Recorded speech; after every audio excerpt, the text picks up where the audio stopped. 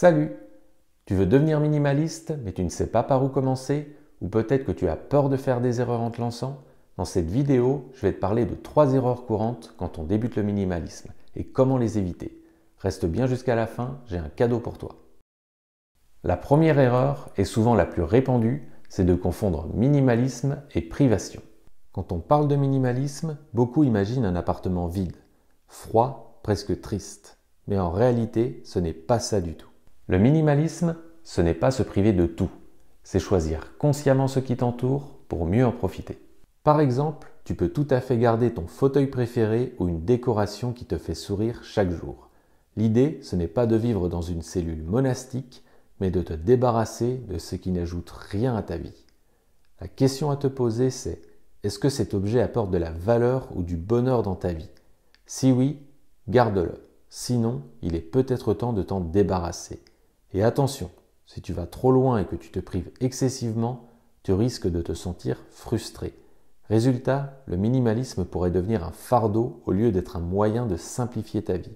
Et ça, c'est vraiment dommage.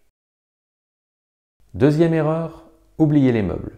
Quand on pense au minimalisme, on pense souvent à faire le tri dans les petits objets, vêtements, déco, gadgets. Mais tu sais quoi? Les meubles, eux aussi, peuvent encombrer ton espace. Des meubles trop grands, trop nombreux ou mal adaptés, ça alourdit l'ambiance d'une pièce. Parfois, il suffit de repenser l'agencement ou te demander si tous tes meubles sont vraiment nécessaires pour faire une énorme différence. Pose-toi ces questions. Est-ce que ce meuble est utile? Est-ce qu'il est bien proportionné pour l'espace?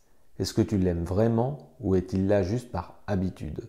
En réfléchissant à tes meubles, tu peux créer un intérieur qui respire, où chaque élément est à la fois fonctionnel et esthétique. Troisième erreur, se comparer aux autres. Avec les réseaux sociaux, on voit souvent des intérieurs hyper épurés, parfaits et franchement, parfois un peu irréels.